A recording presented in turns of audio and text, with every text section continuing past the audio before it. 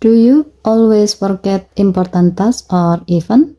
Here's a smart way to easy on top of your schedule, right from the Edge panel on your Samsung Galaxy S25 Ultra. Let's see how the reminder panel can keep you organized without even opening the full reminder app. First, you have to make sure that the reminder panel is on. To do so, drag the Edge panel handle toward the center to open up the Edge panel. Then tap gear icon to customize the panel. Swipe through the panel and make sure that the reminder panel is turned on. Close the setting. Once the reminder panel is active, open the Edge panel again. And then find the reminder panel. Here you can see your upcoming reminder at a glance.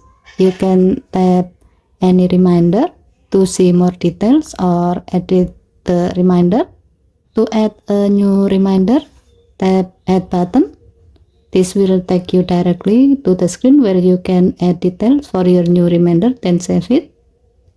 You can also tap Reminder button to quickly jump into the full reminder app.